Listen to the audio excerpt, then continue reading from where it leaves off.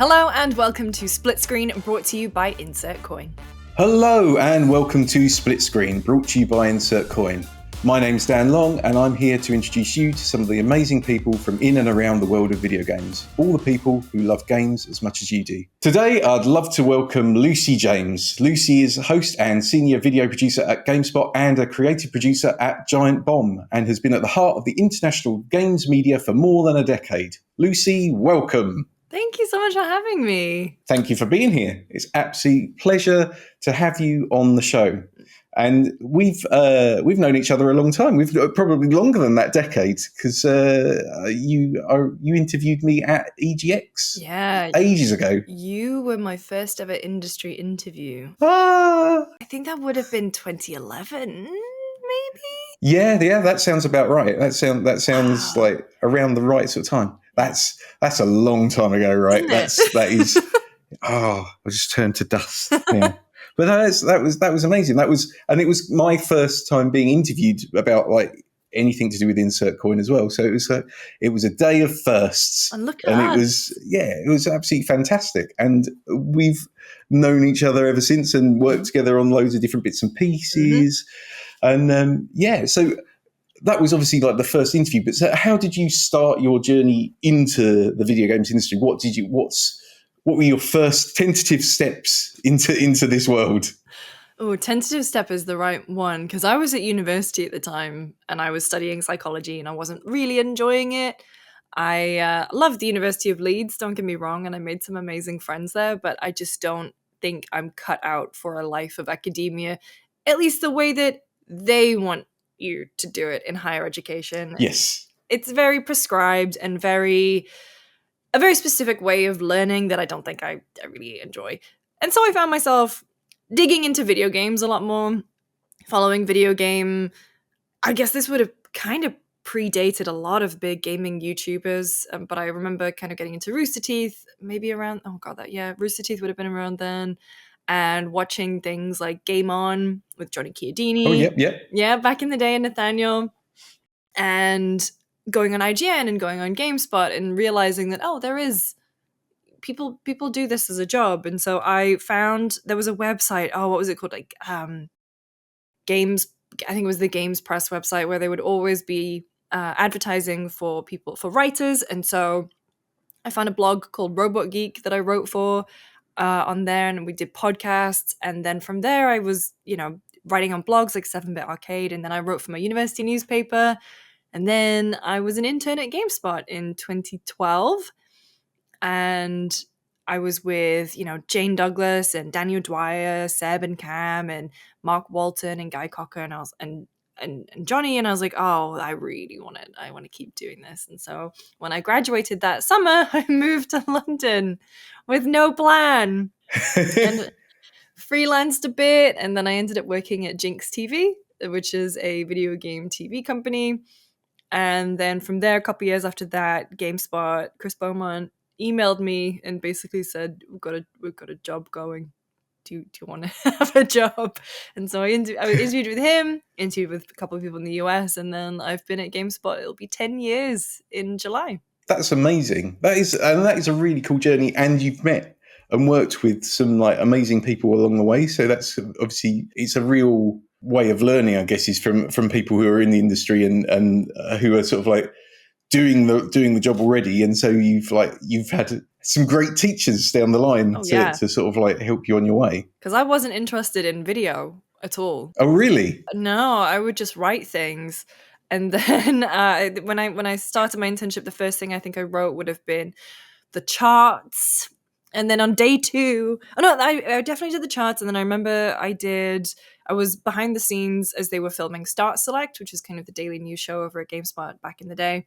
And then the next day I went to an EA hands-on event and I got to play Mass Effect 3 early, which was wild. I was a huge Mass Effect fan then. I still am now. And from there, they were like, do you want to learn how to capture gameplay? Do you want to learn how to edit? And so by the end of my month there, I was putting up features on the website, which I think is still up there. I don't want to have a look.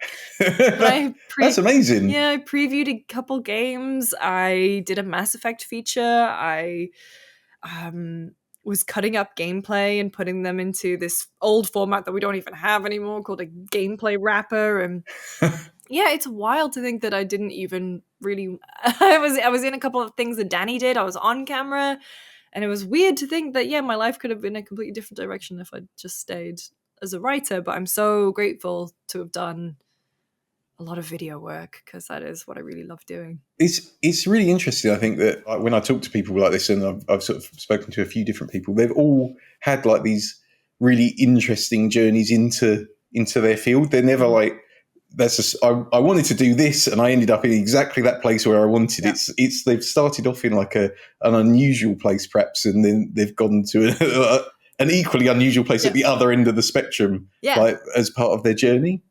Because if someone asked me now, and lots of people do, they ask me, how I get to where I am today, how do I do that? I have no idea what to tell them, because not only does there's no traditional path to it, but also the industry changes so much, and what advice I could have given you based on my experience 10 plus years ago would not be applicable today at all.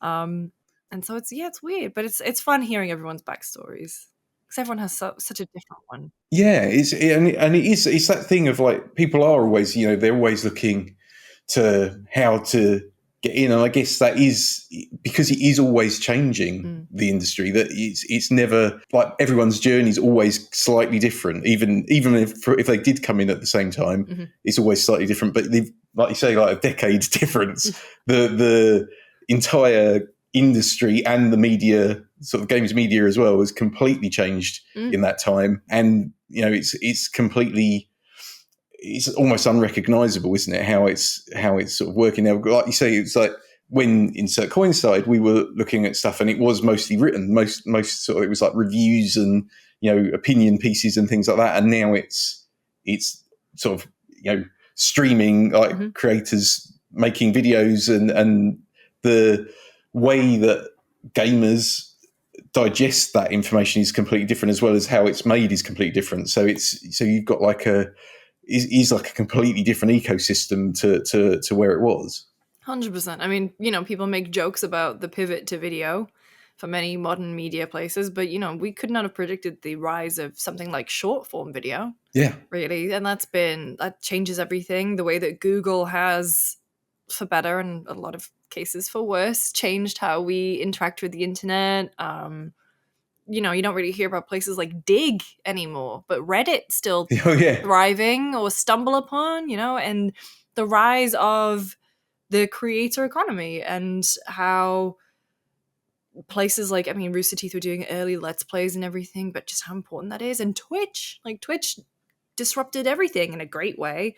And so it's completely different. So different. I love it. So do you think like your particular journey, do you think your sort of background in sort of psychology, even if it wasn't something you wanted to do from an academic point of view, do you think that kind of helped you with sort of understanding how to make things that people wanted to see or wanted to interact with? I'm not sure. I think there are definitely some skills that I picked up, and very random anecdotes, I guess, and just kind of things to always bear in mind. I think I've always been a very good people person, and I do wonder if it's because I have a background in understanding psychology, where I'm like, this is kind of social psychology in particular is one of my favorite things to study. I think for a while you will always get the games are bad for you crowd coming up. Yes. And actually, it's been very nice to see that tide changing a lot. But I think it has given me a better critical approach when it comes to reading things like that, because so many times you will just get the headline, but then you'll actually dig into some of the research and like, oh, well, who funded this? Or, what are their research methods? And it's one of the cool things has been to see that, back in the day when there were all these papers coming out, like 2014, about how there was a really big Metacritic study, not Metacritic as in the brand, that is, the sister website that I work for, but like a meta-analysis of all these studies. And I took one look at it, and before our news team wrote anything up, and I was like, I would not even touch that with a barge pole, because it's the research on that is terrible. But like, I think maybe I'm not using my statistical analysis skills every day Thank God. That was my least favorite part.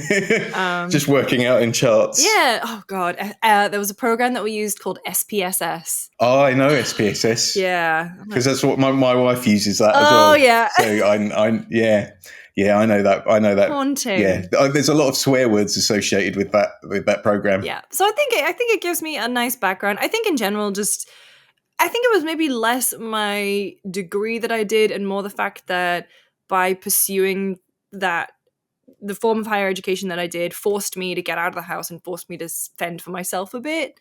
And on top of it, I was also, and I'm not saying that I did everything right because far from it, but it also kind of, I can look back on that time and be like, oh, okay, I tried it. And I was proud of myself for doing that. Still paying off that student loan though. So it's not, Good old student loans. Yeah, so it's a big mix. I don't regret going. I was definitely unhappy while I was at university, but it's brought me here.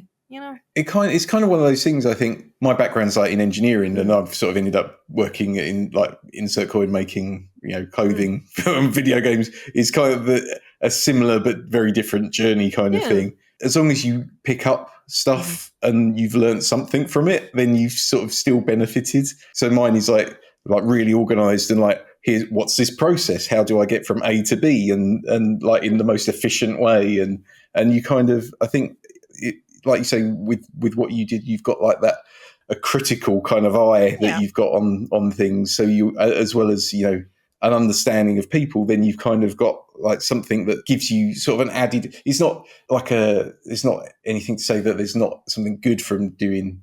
I want to do this, and so I'm going to study that to get there. But it gives you that extra. Perhaps it gives you that extra sort of edge that you're like, you've got that experience on something else. Yeah, and I think that's a real thing that can be easy to do, is to get lost in, especially with video game criticism. And I don't review things. The last game I reviewed was Persona 5, which was 2016. Wow, yeah, that is a while ago now. Yeah, that's the last game that I officially put a review score on.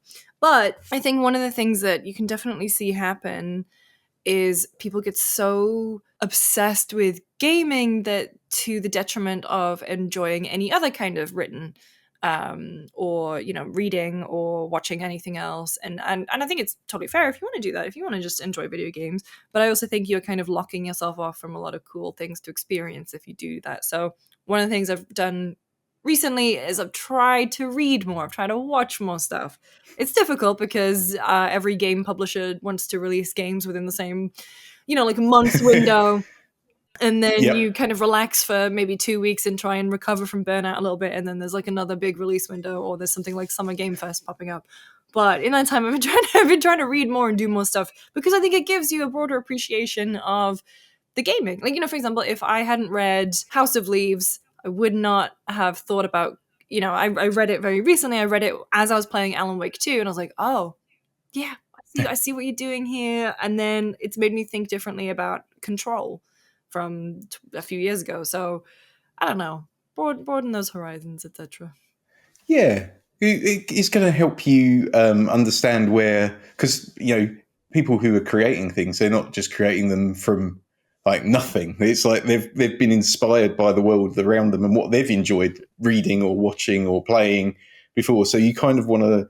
It was like there's that analogy that if you go to like a gig, like your favorite artist playing, you don't wear the t-shirt of that artist, you wear the t-shirt of the people who inspired that artist. Is that a thing? And that's kind of gives you that kind of background knowledge. Wait, wow, hang on. I'm going to see Health tonight, and I was going to wear a Health t-shirt. Maybe I'll wear like a 9 Inch Nails one instead.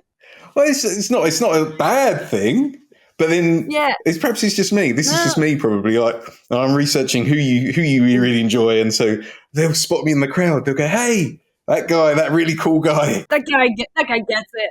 He's wearing that T-shirt from that band I like. That really obscure novel that inspired that weird album track. He's wearing that T-shirt. He gets it. No, I think that's fair. And also, I will have to maybe change my T-shirt for tonight. Although the T-shirt that I have is an Elden Ring inspired band T-shirt, so you kind of have to. There you go. So one thing that I know about you, and I'm sure a lot of people know about you, is you have a huge love for the Lord of the Rings trilogy. You're going to wonder where this is going, right? So I would go as far to say that your love for those series of films is legendary. I think. I think so personally. So if a game studio came to you, and I know there have been games already, but if a game studio came to you and said, "Lucy, we want you to head up making the perfect Lord of the Rings video game, the one Lord of the Rings game to rule them all," what would be your dream Lord of the Rings video game, and why, and how, and what? You know, you are right about Lord of the Rings. I don't know if you can see it on but this is the Lord of the Rings shelf is up here, and I did. Oh yes, I did buy I've got a first edition of the Silmarillion up there too. It's the American printing. It's not like, it's not worth a lot, but I have. That's intrinsic value, right? It's heartwarming value. In terms of making a perfect Lord of the Rings game. Okay, well, first of all, two of them exist already, and that's the Two Towers and the Return of the King games from PS2 years, which are incredible. And also, my favorite thing about that is that it was the Dead Space team. Oh, really? Yeah, that team. So like Steve Papustis and Glenn Schofield and all those kind of guys went on to work on Dead Space, which is so weird. That's amazing. I never knew that. That's so cool. So I love those games. I love the fact that there is not a Fellowship one of the same quality, because Vivendi was making that terrible one that came out that I sold back to Game for 25p. And even then they were like, that's the max you're ever going to get for that game.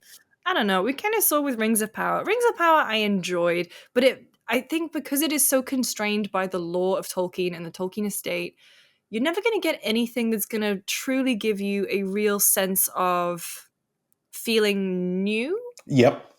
I think the best thing that we maybe had was Shadow of War and Shadow of Mordor, in that it just like, they had the Nemesis system. So it's like, it's not necessarily new in terms of a story that's being told. It's something that's new in terms of a cool system. I mean, the ideal game for me would be like a Dragon Age Origins, or to use a more recent example, like a Baldur's Gate in Middle Earth. I think that'd be really cool. Being able to choose if you start as a hobbit, start as an elf, start as an Uruk-hai would be really cool, and just kind of forging your own adventure. But that's the problem, in that like Lord of the Rings has these set events and these set people.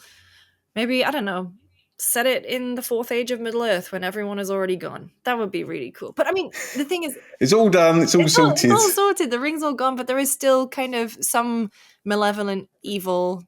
I'm really excited about Tales from the Shire, though. It's a cozy game. Oh, yes. Yeah. Cozy game set in Hobbiton. I'm super excited to see more of that one. So, hey, maybe they're already making the perfect Lord of the Rings game. Maybe it's there already. Maybe it's that one, or there will be a future one, Tom Bombadil poetry maker that you can enjoy. Just a non-stop swathe of words. I mean, I'm trying to think, like some kind of like goofy. I mean, I genuinely think a farming sim in the Hobbiton in the Shire. I think they've nailed it. I'm excited to see more. I think they're really onto something with that. There's something about that where it's like, like when you see the trailer and it's like, actually, why has no one done this before? This is the ideal bit, the bit of the start of it, and you think, I don't know anyone who hasn't seen those films and they've just immediately gone, I just really want to live in Hobbiton. Yeah. And just want to live there and eat loads of really cool food. It's my big dream. Get drunk in their little pub and hang out, and that's it. It's just a proper idyllic lifestyle. Yeah. So it could be your Hobbiton farm simulator kind of thing that we've got going on. That's cool. I like that. I think that's a good answer. Awesome. So we're going to go into some AUTOFIRE questions now. They're not going to be, you don't have to give fast answers. Okay. They're just like your generic kind of questions that we ask everyone, and we just use them to analyze your personality afterwards. No, we just use them to get to know you even better. So what was your first video game memory? My dad had a PC downstairs, and I definitely remember. I think it was. I don't know if it was an Amstrad or something. I remember playing something. I don't know what it was, but I have a lot of memories of playing games like Lemmings and Worms and Tomb Raider with my dad and Quake, which was. But the thing is I don't really have a timeline for it. I definitely have these little assorted memories of playing on like old, like a Sega consoles. A friend of mine, I definitely remember playing Sonic at some point or Crash 1 at some point, but I don't know what my timeline is. So I just think because my dad is a big proponent of me playing games, and he was the one who would buy me all my like Sims expansions and everything. So I like to think that it is the time that my dad and I were just playing video games in the study. I think that's a really nice answer. That's a really normally it's like, oh yeah, it's this game on this system Wow. done, and it's like, oh, actually these are like sort of family sort of snapshot memories of like little bits of games, and Yeah. it's the actual playing of the games together, and being encouraged to play them. That's a really lovely way of doing it. That's cool. That's a cool answer. So, what's your favourite game of all time? Mm, I think so. I mean, if you'd asked me this at different stages of my life, I would have said Kingdom Hearts 2, I would have said Okami, I would have said Red Dead 1. I think overall it will probably be Mass Effect 2. Nice. I think in terms of a game that I mean, I think because I played Red Dead 1, then Mass Effect, then Mass Effect 2 in a really short time period. So I was having the greatest gaming summer of my life back in 2010. I think Mass Effect 2 resonates with me on such a. I think it's just a very smartly, tightly designed game. I think there is very little fluff in it. I think it has some of the most memorable character moments of the entire trilogy. And I'm a Mass Effect 3 defender, don't get me wrong. And I replayed it with the Legendary Edition. I was like, damn, Mass Effect 3 really holds up. It's a really good game. Shut It's up. really good fun. Yeah, shut up, all the haters. I really enjoyed it. Yeah. And so, but Mass Effect 2 just has some of my favorite moments and some of my favorite missions. Like when you see Archangel for the first time, and I think even, Jacob is not my favorite. I think he's a pretty boring squad mate, but I think his loyalty mission is one of the best in the game because it's so messed up. I'm not going to spoil it in case you haven't played it, but it's really messed up. It's really cool. And my mum used to watch me play it because I told her that it's basically Star Trek and that I'm playing as William Shatner going around romancing everyone in the galaxy. And yeah, and I remember the first time I did the suicide mission and no one died. And I was like, oh my God, I feel like a god. But because I didn't realize that people could die. And I didn't realize it would have consequences going into the third game. And so I thought, I'm a genius. And everyone else was, like, oh, I lost Morden or something. But no, Mass Effect 2, what a game. What a game. I think that's a really solid choice. It's one of those ones where I think it is kind of, you can see where they really hit their stride. Like one, obviously does all the groundwork and sets everything up. And then you've got 3 where, it's divisive in a lot of ways. I mean, like I say, we both enjoyed it. That's all that matters. But, you've got 2 in the middle and it's kind of like you say, it's really tight. And I think it stripped out so much of the RPG. And I love RPGs, don't get me wrong. Absolutely love RPGs. But because it's stripped out so many of the superfluous systems that just kind of bogged down the first game, I think the story's incredible in the first game. It's super tight. It's a great, pacing wise is good. But I think in 2, they just knew exactly what they were doing. And holds up. So what game are you most looking forward to playing next? What's like next on your, like, I mean, it could be something that's out and you haven't played it yet, but it could be something that's in the upcoming next few months or far-flung future. What are you most looking forward to playing? So I missed Persona 3 Reload at the beginning of the year, just because it was Like a Dragon. It was Like a Dragon, then Final Fantasy, then something else, and I didn't really have time to play it. I'm also really excited for Children of the Sun. Oh yes, yeah. Which is a puzzle game that I loved the demo of. Honestly, another one that I'm really excited for. I don't think it has a release date yet, but I played it at PAX West last year, and it was just at Day of the Devs at GDC. Is a game called Thank Goodness You're Here, which is a really British game. And that feels so weird to say, but if you watch the trailer, it is like Vic and Bob humor. Yes. Well, I'm in. What's it called? Seriously, I'm writing this down. It's called Thank Goodness You're Here. Thank goodness you're here. And it's I'm genuinely writing this down. good. No. I think I've definitely played the demo a couple times. I wonder if it's on Steam. I hope it is. But you just play as this like weird little guy in this northern town, and you're helping people out. But Sold. it's bizarre, and it has so many regional accents in it. And I just fell in love with it when I played it last year. So I'm very excited. Oh, that's amazing. Yeah. That sounds fantastic. That's like right in my wheelhouse. That's like, yep, no, sold. It's the Vic and Bob humor. Yeah, that's it. I'm there. So while you're playing, thank goodness you're here in the future, or Mass Effect 2 if you're replaying it, whatever game you're playing. What's your go-to gaming snack? You are allowed to pause and enjoy the snack. Okay. You don't have to play it while you've got the controller at the same time. So, I really enjoy this is boring, like a hummus with some carrots and cucumber. It's not boring. But living in America means that I do get some of the really trashy American snacks that are amazing. So I was around at my friend's house the other day, and we had jalapeno, Cheetos, jalapeno popcorn, which was incredible. Wow. Okay. Yeah. Well, that sounds amazing. But when I come back to the UK, there's only one answer, and that is pickled onion Monster Munch. Oh, yeah. That is a classic, to be fair. I can't get over here. Devastating. What is it? In America, do they have like pickled onions? Is that a thing that or do they not have that as a thing? Because they have pickles. Yeah. But not. Well, that's the thing, because I have Funyun. Right. And Funyuns is that the same? Or? Funyuns are fine. I think they pickled onion flavor. Yeah, like onion flavored crisp. Okay. But they don't have Monster Munch. I assume they have pickled onions. I'm not a fan of a pickled onion. I like a pickled onion flavor.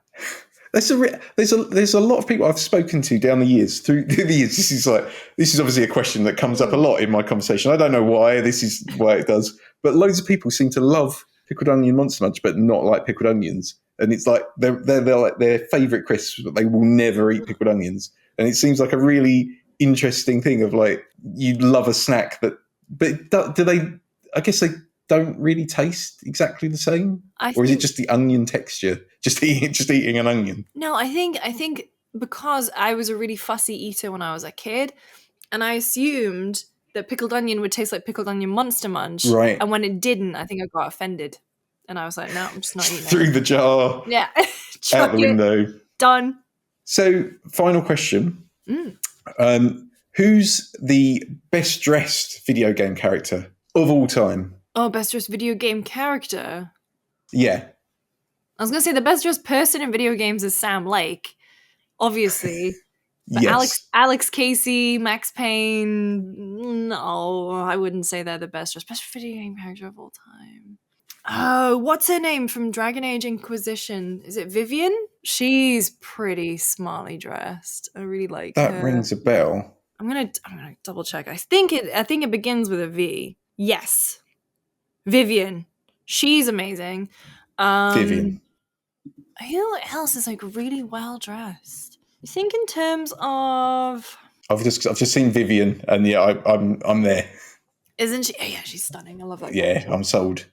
Oh, because I just turned around, I was like looking at my gaming stuff, and a cyberpunk thing leaped out of me. Songbird in the casino sequence in Phantom Liberty is incredibly well dressed. Yep. Yep. But also Emily, I think Dishonored, because I think Sebastian. I really hope I'm remembering this correctly. I think Sebastian Mitton from Arcane used to do a lot of fashion. Oh, right.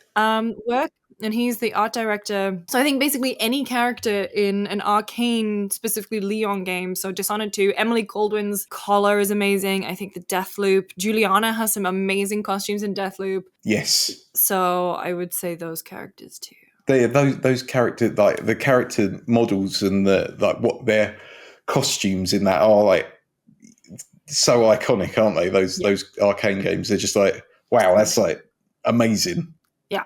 Maybe I'll download Dishonored too. I was going through my Steam Deck and I was like, I always have Dishonored and Prey. just ready to go. But I need space on my Steam Deck, so I'll delete them. And I have a flight coming up. I'm like, maybe I'll put them back. Dishonored 2 is a great one because it's like when I really wanted to get into Dishonored and I couldn't get into it. And then when Dishonored 2 came out, I suddenly had this epiphany that I could play it like I didn't have to play it stealthily. I could just go absolutely ham and like no one would care. It's like no one, the stealth police weren't going to come around and go, you have to play this stealthily. It's like, I can just do this however I want. Yeah. Oh, okay. And like lobbing things and like jumping around. It's like, yeah, that's a great way of playing a game. A stealth game that you don't have to be stealthy in. It's brilliant. So, Lucy, what have you got coming up next? Oh, a lot. I have like 3 different jobs. So GameSpot, we have a brand new show that we're working on. Giant Bomb, we have a lot of fun stuff coming up. We have, and if you want to hear more from me on there, we have an anime podcast called Jeff's Bizarre Adventure, where we take Jeff Backlaw through his first ever anime. He'd never seen a single episode of any anime ever, and we started him off with JoJo's Bizarre Adventure. Which he's loving, to be fair. He's having a great time. You've got to start somewhere, right? Yeah, and so he's really enjoying that. And the other thing I have cooking is I'm on the Friends Per Second podcast. We recently had a big old exclusive where we got to see and play Judas, the new game from Ken Levine. Oh, wow. Yeah, so went to Boston to do that. And then we've got some fun stuff coming up there, like an interview with CD Projekt Red. And we'll all be at Summer Game Fest too. So we'll be shooting a big old in-person episode. Awesome stuff. Well, thank you so much for being on the show and for spending some time with us. And thank you for watching as well. And we hope you enjoyed the show. Join us for another episode soon and check out this outro from Insert Coin. We'll see you soon. Bye. Split Screen is brought to you by Insert Coin. Official, exclusive, limited. Insert Coin have been shipping video game clothing worldwide since 2010. So represent your favourite games today at www.insertcoinclothing.com.